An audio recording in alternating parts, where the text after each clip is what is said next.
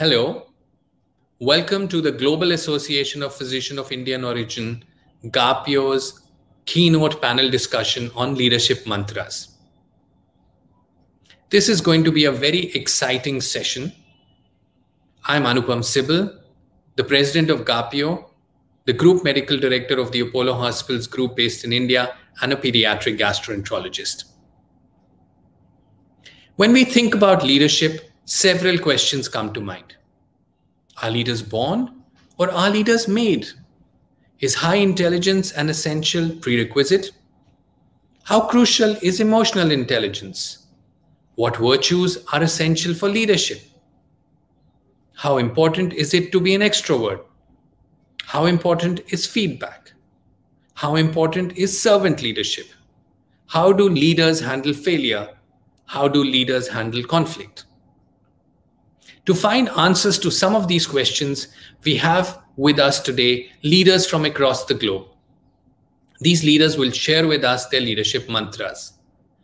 Our stellar panel has Mr. Lakshman Narasimhan, CEO Reckitt Benckiser based in London, Dr. Ranga C. Krishna, CEO Rush University System based in Chicago, Dr. Pratap C. Reddy, Founder Chairman Apollo Hospitals Group and Founder President GAPIO based in Chennai, Dr. Soumya Swaminathan, Chief Scientist World Health Organization based in Geneva, Dr. Murali Doraiswamy, Professor of Psychiatry and Behavioral Sciences and author and researcher at the Duke University based in Durham.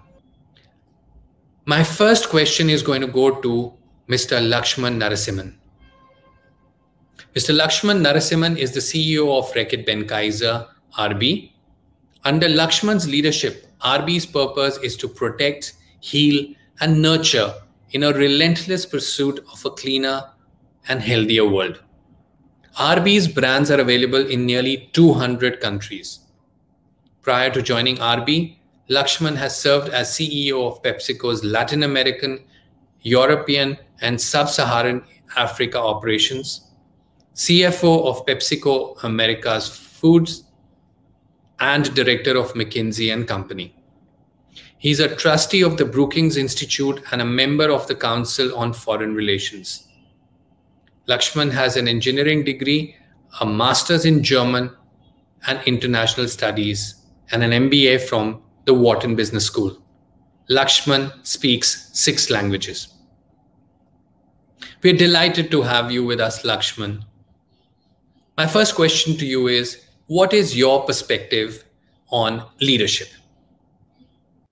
Thank you for having me on this panel. It's an honor to be part of this convention. I deeply respect what the medical profession does. And so thank you for having me on it.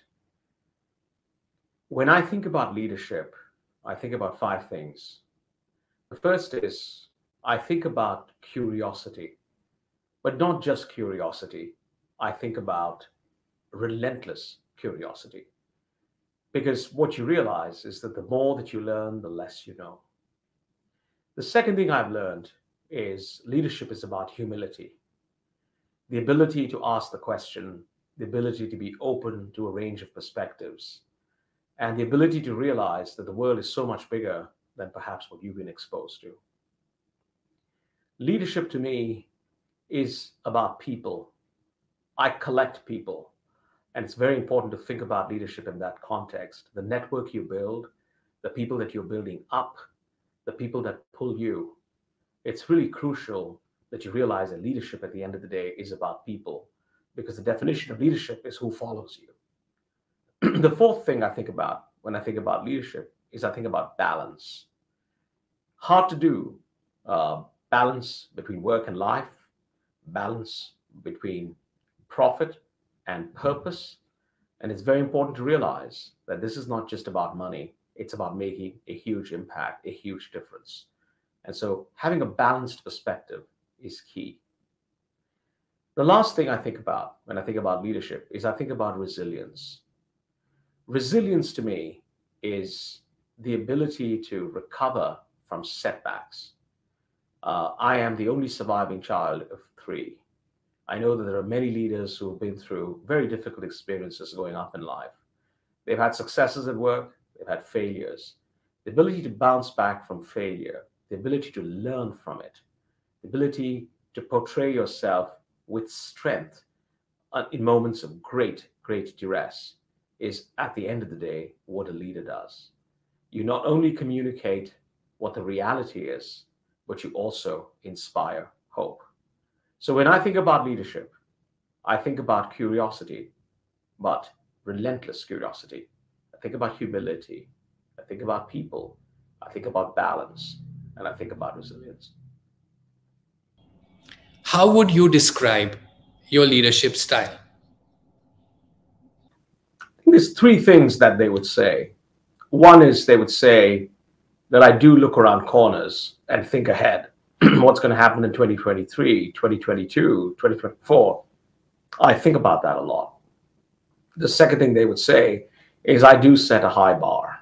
I expect a lot, and I know that people who work with me have realized that this is not just about the bar, but it's also about getting them over the bar. So it's about ensuring that I work together to get a whole bunch of people over the bar.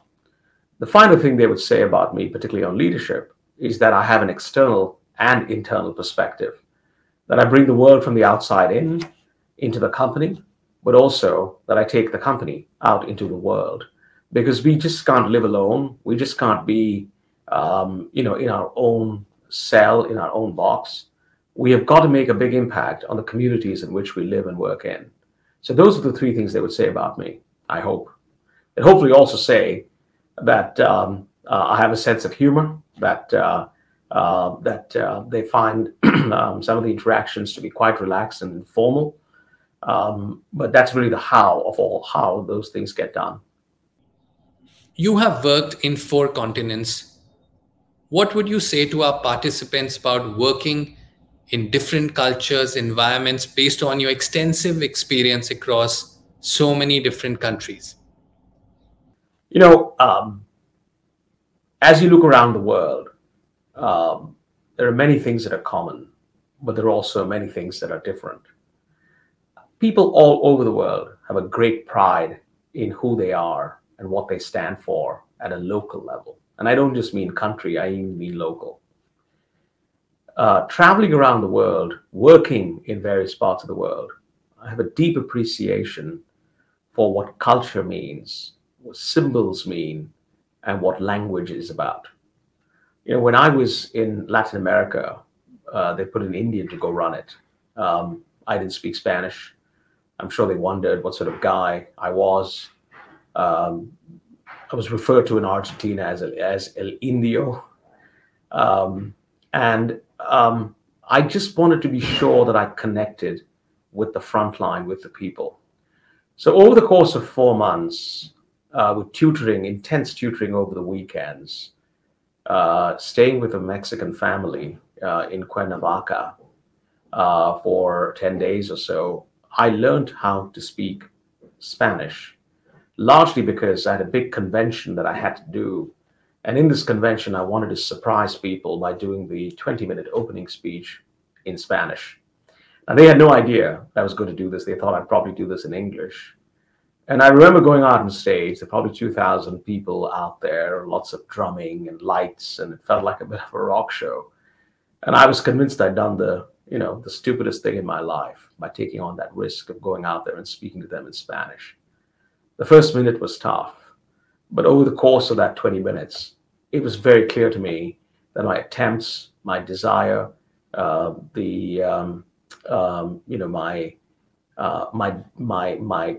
sort of hope of connecting with the front line is fully accomplished, because they realized that when they met me on the streets or in their buses where they were selling things, or in the distribution centers, or in the factories, or in the offices, they could speak to me and I would understand them. And for them, that was really important, because everybody wants to share their life story. So that's one thing I would say. The other thing I would say is working internationally is about the recognition of patterns. Recife is a town in the northeast of Brazil. I remember landing there, and for some reason, I thought of Bhubaneswar, or I thought about Visakhapatnam, or some of these towns that are in the eastern part of India, right on the water. And there are lots of things in common as you go out there. You see the custard apple on the street, or you see, the guava in different parts of Latin America. And you recognize symbols and things that, frankly, have traveled various cultures, various countries. It is extremely important to also be a pattern recognizer. Understand that what is happening in certain parts of the world can be repeated in others. And your job as a leader is to recognize those patterns and to facilitate the lifting and shifting of it. So a focus on connecting with people in the front line and winning their hearts, their minds, and actually their hands. And the second thing is recognizing patterns that you can then take from one place to another. And hopefully through that, people can realize the benefits of innovations that have happened in various parts of the world. Thanks ever so much, Lakshman. It was such a pleasure learning about your leadership mantras. My next question is to Dr. Pratap C. Reddy. Dr. Pratap Reddy is the visionary founder chairman of Apollo Hospitals Group and the founder president of Gapio. Dr. Reddy is widely acknowledged as the architect of modern Indian healthcare. He's been described as a compassionate humanitarian who has dedicated his life to bringing world-class healthcare within the economic and geographic reach of millions of people. Starting with a single hospital in Chennai in 1983, he introduced international quality healthcare to India at a cost that was a fraction of comparable costs in the West. He's an institution builder, having created Gapio, Nat Health, to name a few. Dr. Reddy is the recipient of the Padma Vibhushan and Padma Bhushan, in addition to numerous other awards. We are delighted to have with us Dr. Reddy in this keynote panel. My first question to you, Dr. Reddy, is what is your perspective on leadership? Thank you, Anupam. First time I say my greetings to the entire members of Gapio. Gapio has been doing very good work in exchanging information and making a difference to wherever they are in the world. This is what we intended, I'm sure. Many things have happened this year and more should happen, so that we should give that leadership to people. So the novel coronavirus, what we went through now, this pandemic, has been the continuously the possible toughest for any of the leadership tests worldwide. I don't think in our lifetimes, any of our lifetimes, we've seen anything like it. And I think what we have faced is, how did we take this challenge? The pressures that daunted all of us in the front line, from those who fell ill, for millions who lost their business and jobs, and there was no preparation to training for this crisis. I think this was a situation which really tested the strengths of each and every one of us as we moved along to save the millions of people that the medical fraternity has to face. Yet, as a leader, one has to be able to rise above and replenish one's mind, be a rock of empathy, and make sure that there is no lockdowns. Because in healthcare, we can't have lockdowns, and especially in the pandemic, we couldn't afford a lockdown. And I'm happy that many institutions and the doctors, the entire medical staff, we should owe them our gratitude, our admiration for what they did. But I admire the people who steered all of these. That is the leadership. That because we didn't have, like others had, unlock. So without unlocking, as a continuous basis, 24/7, the way the medical leadership took the entire team together to make a significant impact in saving lives, preserving lives, I think is admirable. This is what I think is a tremendous thing that we've done. Moreover, before humanity is watching the leaders, what they say and what they do, and to stay ahead. And beyond dealing with the fires in front of you, a leader has to and must think and plan a longer term what is going to come. I think this is where really we are going to face what is going to come. You need to be very courageous and compassionate and competent in spite of the odds. As you all know, as 2021 is arising, the pandemic probably is coming, to somewhere near controllable stage in some parts of the world, and some parts of the world are still probably a third wave. But we still have what was predicted for this 2020-2030. World Economic Forum, United Nations, and the WHO all have warned, saying 2020-2030, 80% of the deaths will be from NCDs. What are these NCDs? Diabetes, heart attacks, strokes, cancer, infections, and I add two more things to this. First, obesity, and probably the mental illness also should be considered. And so when we are going to face this type of things, they also added the cost burden. The World Economic Forum said the world will have to spend $30 trillion to face this, and India's burden will be $3.8 trillion. You know what $3.8 trillion translates at that time? To 50% of the GDP. We are struggling, asking the government, saying, can you raise it from 1 to 3%?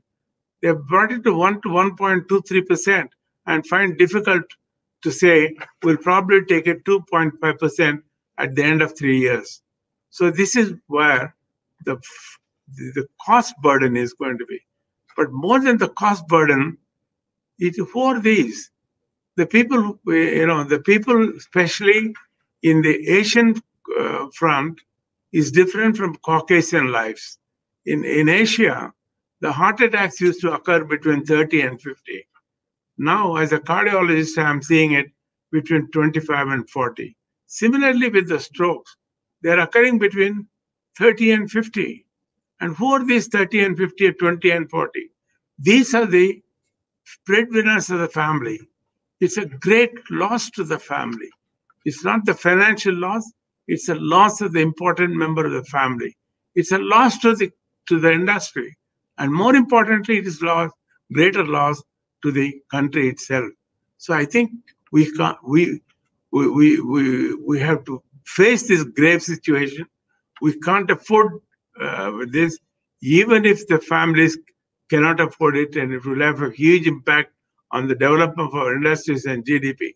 As leaders, we must say it's our duty, and we will and we shall bring out the best in us and treat this huge, I would say, worse than the pandemic, worse than what we have seen during the world wars. So I'm sure this is where I always say this. The professor from Yale said, each of us are priceless, but there is a price to it, and the price is $6,000 trillion. So I think there is a tremendous amount of inner capacity in us. We must bring this out.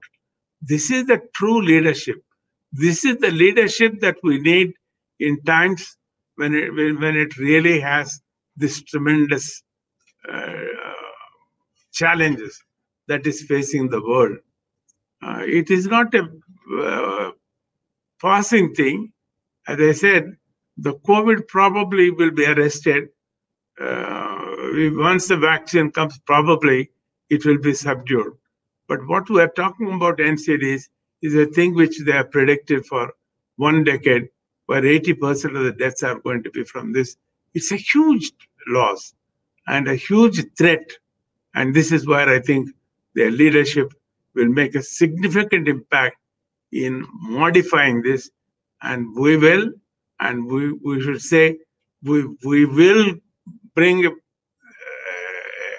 a thought process by showing what we can do to face this. And this is what I call true leadership. And I'm sure the world has, and several of us have this inner strength, and we will bring out this inner strength to face this huge crisis. Dr. Reddy, how should a leader handle disagreement? I think it's the most difficult, probably the most rewarding thing. Because if you have two people who are in your team, and if they are fighting with each other and show this total disagreement with what they are talking, I think it's very essential for the leader to see how to understand each other's point and not disagree with anybody, but to see what is good in each of these and make them understand that these two together will make a significant impact in making a tremendous reward in whatever they are doing. That is leadership. Bringing these two important people who sincerely think that what they think is right, but they totally disagree what other individual or other colleague is saying. So I think our leadership is to understand first that the good points in both and see how we can bring them together. This is not true leadership, it's a great leadership. And I think that will truly change the entire world, whatever we do. And I think as we are talking about the new world, 2021 onwards, I think we need people who are going to be having, especially the younger generation, the newer thought process people have firmly saying, I have found a way, this can make a difference. I think it is for the leader to think, as I have said before, the good on both and bring them together. That will make him a true leader. And moreover, as a leader, one must be mindful that conflict and disagreement can be constructive. This is the most important, as long as it is managed and dealt with directly and quickly.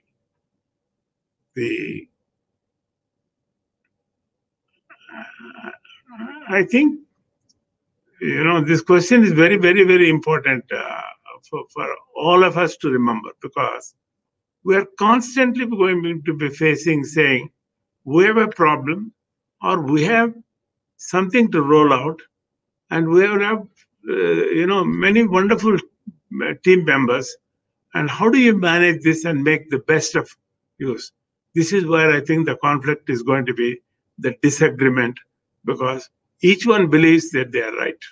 So I think we need to develop that leadership, which will understand both of them and bring the best to the world, best to the institution, best to the world, and most importantly, in healthcare, it is best to the health of people. God bless. Thanks ever so much, Dr. Reddy.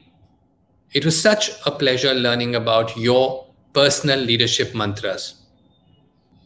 Dr. K. Rangakrishnan is the Chief Executive Officer of the Rush University System for Health, an internationally known academic health center and health system in Chicago. He also serves as a professor in the Department of Psychiatry at the Rush Medical College. Dr. Krishnan has served as the Dean of the Rush Medical College and Senior Vice President of the Rush University Medical Center. He served as a member of the board of the Singapore Health Services, or SingHealth, the National Medical Research Council, and the National Health Innovation Center, Singapore. He also served as the Dean of the Duke NUS Medical School.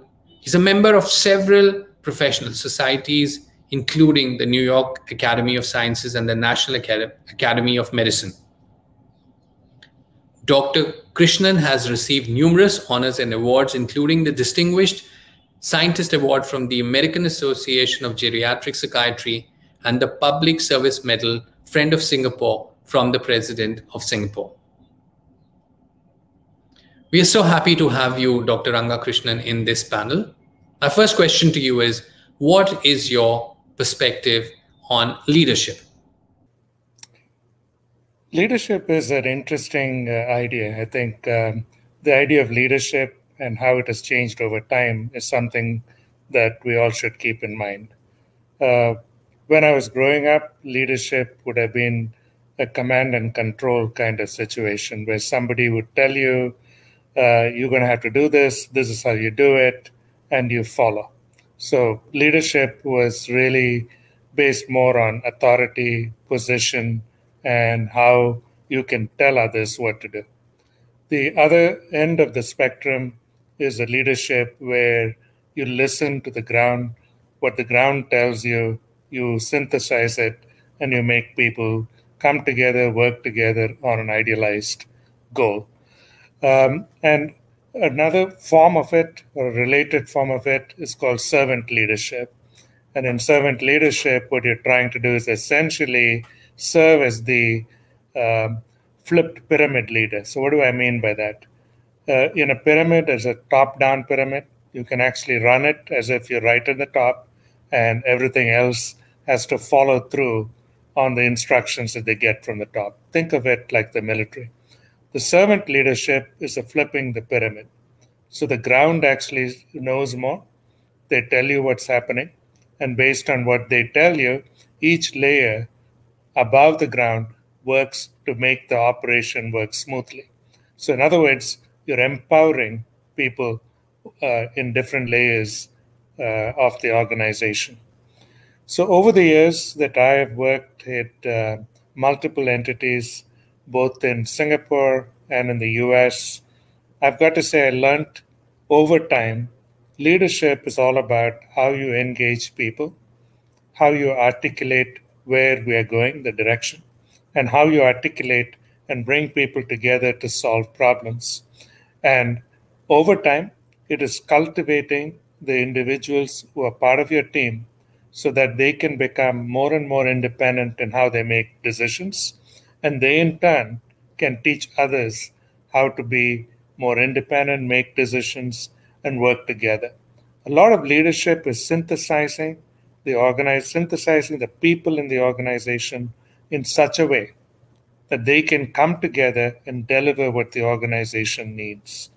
So, in summary, the modern leader is much more about working with the ground, empowering people, organizing it, and making things work smoothly.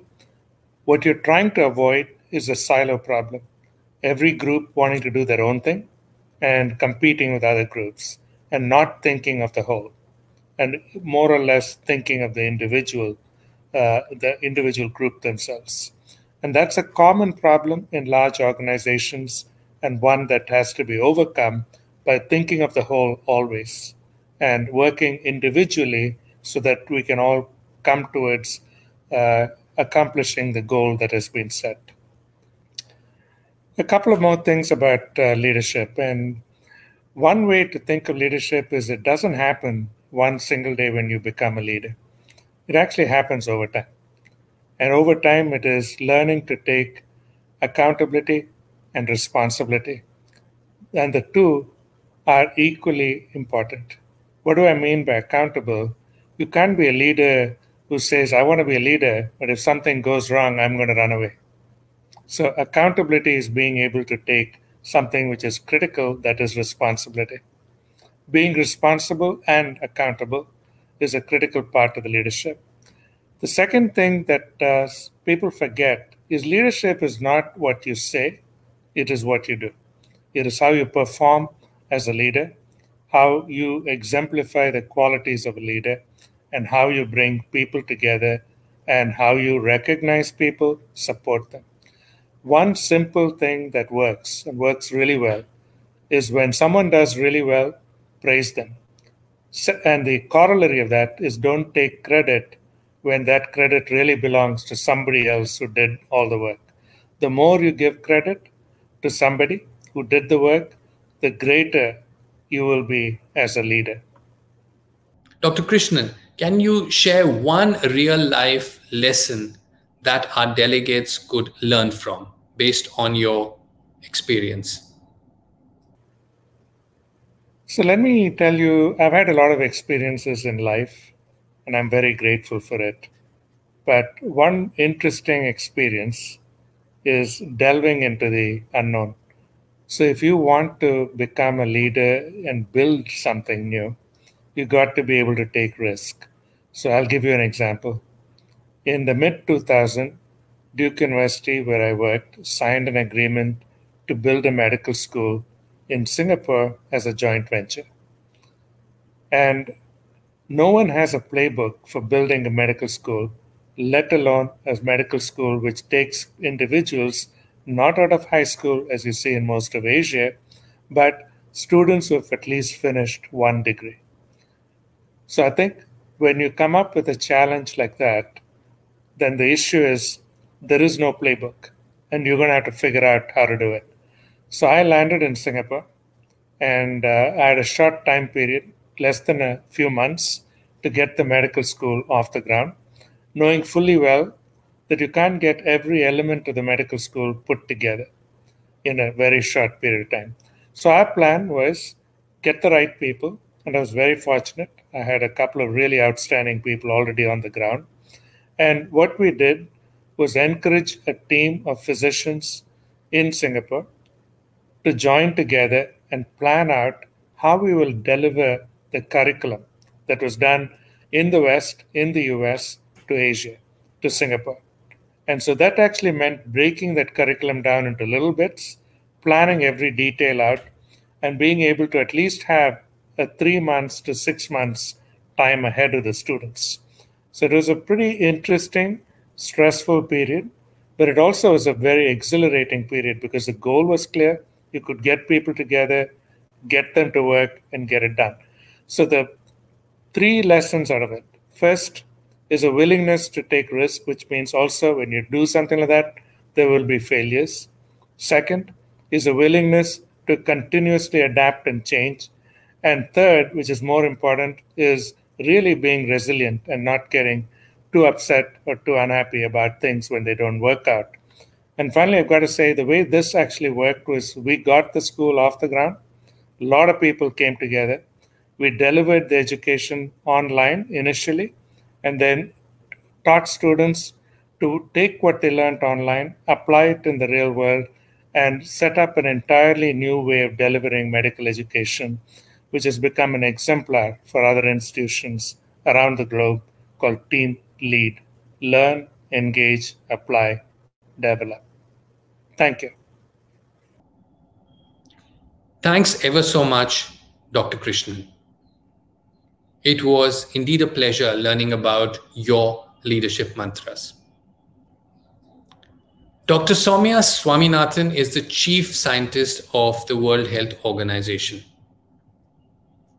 We've been looking forward to hearing from her about so many different aspects of COVID-19.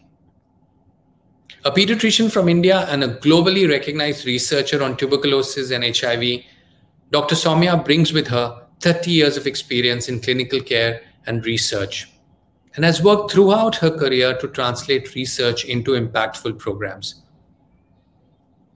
Dr. Soumya Swaminathan has served as WHO's Deputy Director General for Programs. She was the Secretary to the Government of India for Health Research and Director General of the Indian Council of Medical Research from 2015 to 17. From 2009 to 2011, she served as the coordinator of the UNICEF UNDP World Bank WHO Special Program for Research and Training in Tropical Diseases in Geneva. She's published more than 350 peer-reviewed papers and book chapters. She's an elected Foreign Fellow of the United States National Academy of Medicine and a Fellow of all 3 science academies in India. Welcome, Dr. Soumya. My first question to you is, what is your perspective on leadership? I believe that leadership is something that gets shaped in an individual from very early on in life. And perhaps there are some intrinsic elements of a person's personality that maybe help an individual actually become a leader. So there may be something intrinsic that, some of the traits that you're actually born with. But I think a lot of it is to do with our environment. And this, of course, is, the traditional debate between genetics and environment. And I think, genetics does play a role, no doubt about it. But I believe that environment actually plays a very, very critical role. And particularly the early childhood environment, the kind of opportunities that one is given, the environment at home, the environment in your school and college later on, the role models that you have, the opportunities that you have to observe other strong leaders and be in close proximity with strong leaders and observe their style of functioning. It is a lifelong learning process, I think. But I think the early part of one's years do shape that a lot. So one has to be, in a way, lucky to have those influences in your life. I think role models and mentors are extremely important. And if you have role models in your life, people that you admire, for their qualities that they embody, people that you would like to model yourself on, and also people who can advise you, guide you, and be critical, when it is needed. I think it's really important to have someone tell you, you could have done something better, or next time you have an opportunity, why don't you do it this way, or try a different approach. So that sort of mentoring, which is constructively critical, which provides you feedback and insights into your actions, I think is very valuable. Of course, in the corporate sector, there's a lot of talk about leadership training, but I believe that it's opportunity and how much you're able to learn and absorb and change yourself. So there has to be a willingness also to want to change, a willingness to absorb and to listen and to take on additional challenges and responsibilities. And that's what I think makes one a leader. You grow into it, of course. In my own career, I remember that when I was in my mid-30s and working as a researcher on tuberculosis and HIV, just recently started working on HIV. And in those days, it was early days of HIV in India. There was very little research work being done, and we knew that TB, was a strong co-infection that really impacted the lives of HIV-infected people in India as well as in Africa mainly. And so when I started doing that research, I was asked to go by my director of the institute at that time to Delhi to represent on several, policy level meetings. And I knew that these were quite high level meetings, that there were very senior people there. There were people, who were well established in medicine, mostly older men, who would be in these meetings. And I was very reluctant initially and, felt a little apprehensive whether I would be taken seriously at all. And I remember my director at that time, who has been a very good mentor to me, said, no, you're the technical expert, rather than me going there. That is, the director going just because he's more senior or he has a position in the hierarchy. It should be really the person who knows the subject, and that's you. And you need to be the one representing because you need to bring the strongest science into the discussions. And so he really pushed me into this environment, which at first was intimidating for me. But then as I got used to going to these meetings, I learned to also have my say. You have to be firm and you need to be firm, but you also need to listen to other people and have a discussion that's grounded in science, but that needs to be constructive. It needs to be pleasant. It needs to accommodate different views. So those opportunities, if they're given to someone early in their career, even going back a little bit further, when I was doing my fellowship in right after my MD, I went to the US, to the Children's Hospital of Los Angeles, and did a fellowship in pediatric pulmonology.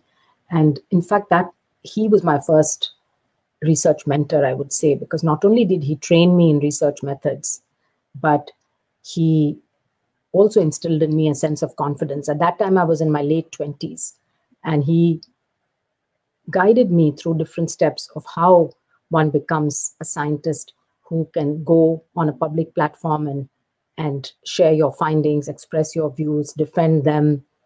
So he first told me you need to present at a regional conference first to get a little confidence, because there are a few hundred people there. That was my first oral presentation of some original research work I'd done. And then he said the next step, very quickly, within a few months, was to go on to a national platform, because I had a paper accepted as an oral abstract. I was terrified, but he gave me that confidence to go out there and present. And he said, you've done the work, you know everything about this area. There's nothing to be worried about. There will be some who criticize, there will be people who ask questions, and I'm there to support you. So starting from there, through different phases of my career, I had the people who were there behind me to support, but at the same time said, you need to be out there. You need to face, the community, the scientific community in this case. And of course, you assume responsibilities. You also learn as you go along that when you make mistakes, you then assume you have to take responsibility for the good things, as well as perhaps certain mistakes that you've made in your career, and a good leader owns up to those mistakes and either apologizes and tries to do better the next time around. So that's possibly the journey that I've had in my life. That's starting from my childhood, when I had very good role models in my parents, as well as a number of other leading scientists from around the world that I had an opportunity to interact with, as well as the scientists and students around where I lived. I grew up in an environment where people were focused on academics, focused on excellence, and focused on making a difference through their work. Leaders need to possess many virtues. Which virtues you believe are absolutely essential? Yes, there are many, many qualities one could list that a leader should possess. But I think I would list a couple of ones that I think are critical. And I think I would list as number one, humility. A good leader needs to be humble, needs to be able to listen to different points of view, needs to be able to accommodate in a discussion different points of view, needs to be able to agree to disagree at times, and also needs to have the humility to accept when your own views are wrong. And during a debate or over a period of time, if you get convinced that what your position that you started off with was perhaps not the right one, then you need to have that humility and courage to accept that and change your views, because that's going to be based on better data or better argument. So I think that's one. And the other, I think, necessary element of leadership is listening to people, is always be open to feedback. In fact, not just being open to feedback, but actually go out and try to gather as much inputs as possible before you make up a mind, or you have to make decisions quite often in leadership positions, but you have to try your best to listen to all the key stakeholders in that debate. For example, I come from a clinical and a public health background where you're making decisions on rolling out a particular strategy, for a disease control program. But unless you understand what the end user, the community, whether it's patients or it's actually the community itself, prioritizes, what do they think about your strategy? What do they want? And this was exemplified to me many times in my career when I've actually gone out into communities, into tribal areas, for example, and spoken to people there in those remote tribal villages. Their insights, have really changed the way that I thought about something, I would go in there with a view of, taking, let's say, TB control program into that village, finding some volunteers to help with it. And during the course of the discussion, the villagers would say, but TB is not our top priority because it's not that common a disease. You see one patient maybe in a year or so. But what's really pressing here is diarrhea in children, for which we do not have adequate facilities for treatment. Fractures, if someone falls down and has a fracture, we have to walk for miles and miles before we can access healthcare. And I remember in my early 20s, when I was used to trek in the Himalayas, I would meet many villagers along the path. When they heard that there were doctors trekking there, we would actually have these people who had prolonged fever. There were people with fractures who would be carried by their family members to wait on this trekking path for us. And we were just a group of students trekking. We didn't have the wherewithal to treat these people, but it just goes to show that they were so desperate for healthcare at that time. And it opened my eyes and ears a lot so I always have believed that in order to make good decisions, you need to listen to different sides. And as a biomedical scientist, in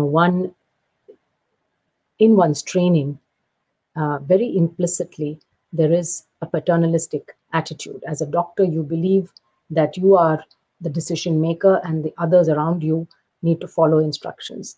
And I again realized early in my career, when I spoke with my team members who were nurses, social scientists, health visitors, and people who actually had much closer links with the patient and with the community, that their insights and their advice were extremely helpful in decision making. So maybe the two top qualities I would say are humility and the willingness and ability to listen to people and to take into account all different views before coming to a decision. Thanks ever so much, Dr. Swaminathan. We were delighted to have you on this panel. Dr. Murali Doraiswamy is a clinician, researcher, academic, and scientist at the Duke University. He's a professor of psychiatry and behavioral sciences. He directs a clinical trials unit developing novel technologies and treatments for enhancing brain health. He served as an advisor to leading businesses, government agencies, and patient advocacy groups. He's a health advisor for Men's Health magazine and AARP magazine. He's a co-author of a popular book, The Alzheimer's Action Plan. His research has been featured in the New York Times, The Oprah Winfrey Show, Dr. Oz Show, CBS Morning, Discovery, BBC, USA Today, NPR. Dr. Doraiswamy is a member of the World Economic Forum's Global Future Councils. He trained in India and the United States, and we are so happy to have him with us. My first question is, what is your perspective on leadership? Thank you for inviting me to speak at this esteemed gathering. We are living in extraordinary times. The biggest challenges are also the biggest opportunities, and many of the leadership habits that we cultivate now can help us and our teams for years to come. When we talk about doctors and leadership, it almost is very paradoxical because doctors have had no formal training in leadership. The old saying that leaders are born is a myth. We somehow assume that there are leadership genes that are inherited, and those who have those genes make great leaders, like Nehru or Gandhi, but that's not true. The opposite is true, in fact. Great leaders are made rather than born. People give up trying to become a leader before they even try, or they don't know where to start. All leadership skills can be learned. So let's talk about a few traits that successful leaders have, at least based on my definition of leadership. The first question I think we should all ask ourselves, would you rather succeed, or would you rather see other people succeed, others in your team succeed? You know, as a doctor, all of us define success caring for our patients. We want to improve their diseases. We want to cure their conditions. We want to prevent diseases. And we also want to grow ourselves as physicians in our own skills, whether as a surgeon, whether as an endocrinologist, whether as a radiologist, by taking CME courses, etc.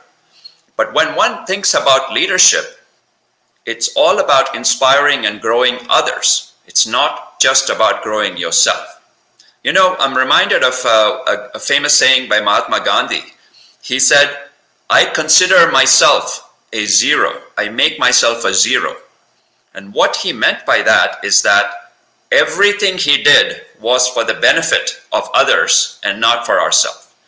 So really, as doctors now, we need to think beyond our own clinics and say, how can we become leaders to enhance population health, to improve the health of the nation?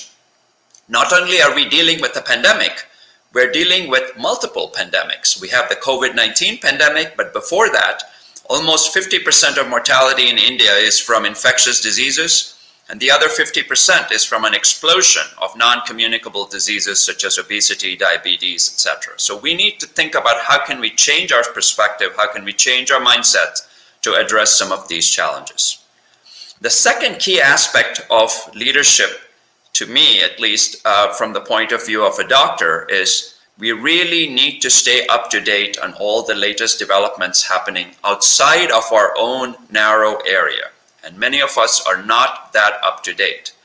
You know, there are 3 or 4 major revolutions happening place in telecommunication technology, mobile, big data, artificial intelligence, genomics. These are areas that are going to have a dramatic impact on humanity in the next 5 to 10 years.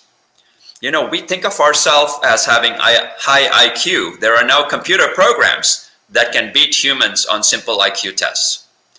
AI-based algorithms are going to drive care. So it's really crucial for us to stay on top of some of these new emerging technologies. So really, one way to think of ourselves is how can we make ourselves an algorithmic doctor? The doctor that knows best how to harness emerging technologies such as AI, big data, wearables, smartphones in the care of their patients to enhance their well-being will become the leader. So we need to have a growth mindset. And the third and the last is, how big is your vision? You know, many of us as doctors really focus on narrow things in our clinic, in our patients. And when we read research studies, we say, wow, the drug produced a 20% improvement in cancer remission, or a 20% improvement in depression scores, things of that sort. But true visionaries don't think on that scale. They think on a scale that is much larger. They think about how can we make a 10-fold improvement to status quo.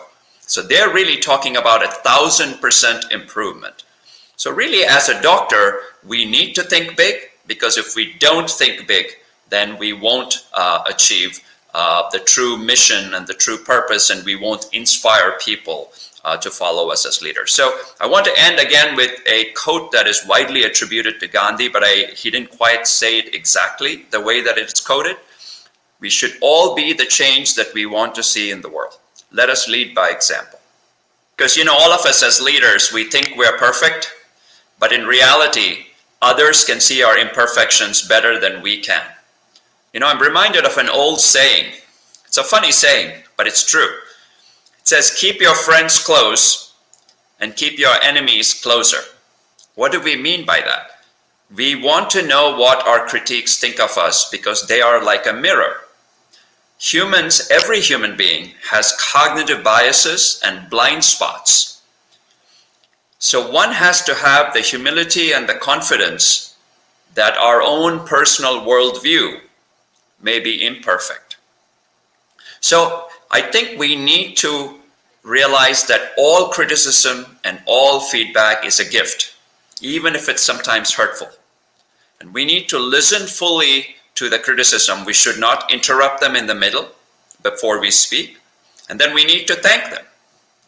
You know, we as humans, our brains, you know, I'm also a brain scientist. Our brains are wired for something called the fight or flight response. So when we see a threat, our instinct is to either fight or to flee the scene. And that is not a good strategy to handle criticism. It is very unsuited. So we need to avoid what is called as an angry, hot-headed response. So there is something called hot cognition. When you get angry, we use bottom-up processing. The limbic system kicks in, and all of a sudden we say something and we regret it later. So the best way is avoid sending any immediate emails or responses. Take some time, sleep over it overnight before you hit that send button on your email. Focus on the facts. The next day, what happens is your brain, when the stress level goes down, your brain starts processing things in a completely different process called cold cognition or top-down processing. You're able to focus on the facts. You're able to reflect whether what the criticism that was leveled at you, is there any truth to it or is there not truth to it? And the best way is to get an impartial third person's opinion. Call your friend, call your spouse, call another mentor you may have and get their opinion.